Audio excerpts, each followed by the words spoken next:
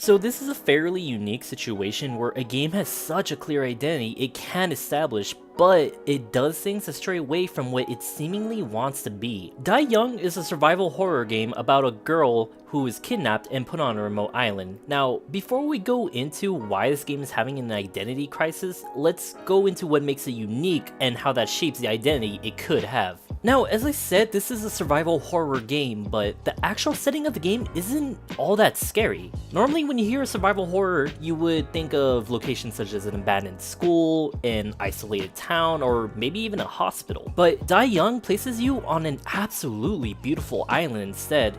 In this island, the sun shines bright, nature covers the land in beautiful flowers and trees, and at the very edge of the map there's a crystal clear ocean surrounding the island, and the calm tides just hit the sands of the beach on the map. So what I have described is not a traditional horror setting at all. And I actually have heard many people say this is what causes the identity crisis of Die Young, but I have to disagree. Now, despite the setting you are in, the game does a great job of setting up enemies and locations that give off a tense horror vibe that rips you out of the calm presence the setting has to offer. I love the idea of being surrounded by a beautiful island that is inherently insidious because it's using its beauty to hide the dangers it contains. This creates a unique atmosphere of being constantly lured into a false sense of security because behind the trees and flowers, there lies a mutilated body of one of your friends who you will share the same fate with if you allow this island to trick you. Now, let's get into what really throws off the atmosphere of Die Young creates, which is, in my opinion, one of the most important elements in gaming: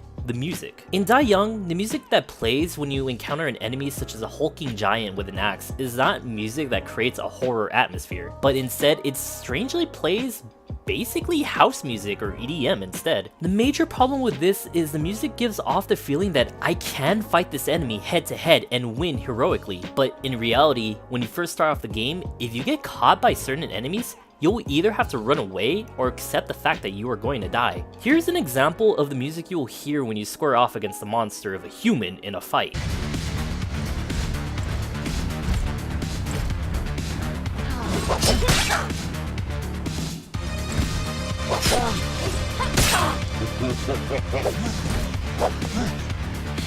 This ruins the atmosphere that Die Young is so good at creating, as now it's contradicted by the action-like music that makes you feel like you are in control when you really aren't. Now, one reason why I could see why they made this choice is because at the start of the game, a cutscene establishes that your character is an adrenaline junkie, and the music that plays during the fight can be their way of representing this side of the character that is secretly enjoying the thrill of survival in the situation she is in. However, while in a way, this is actually a pretty good idea, it's thrown off by when your character is freaking out over what happened to her friend, like in this scenario. Oh shit. I'm gonna puke. Wait. Rose, is that you? Oh shit. Rose, oh my god. In that moment, you can tell your character is still in the phase where she is terrified because she is slowly learning the danger she is in and is starting to understand she can die a painful death here as well. So when she is confronted by someone who is going to kill her, the music that is playing does not feel true to the character if that's the angle they're going for.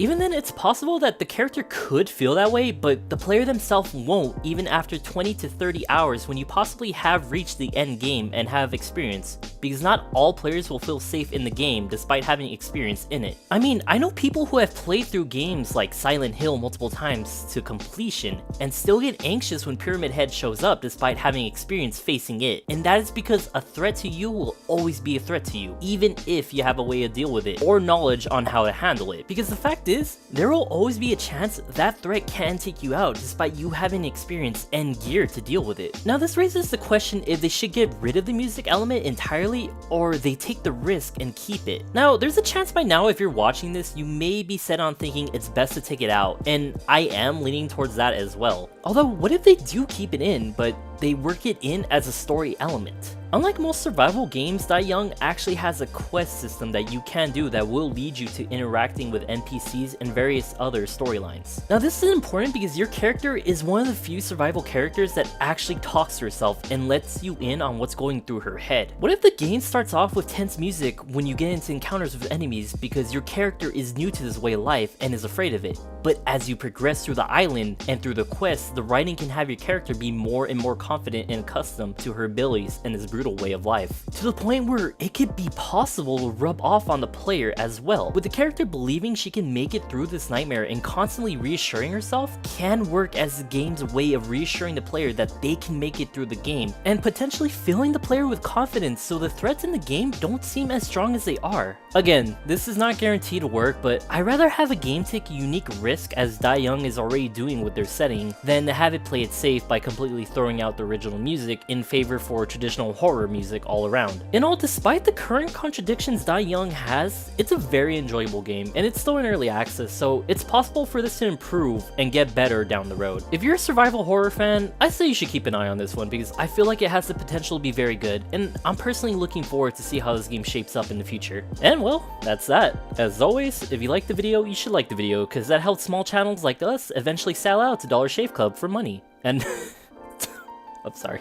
And maybe consider subscribing too for more video essays like this, among other content. I'm Chris from Genuine Chill, and thanks for watching.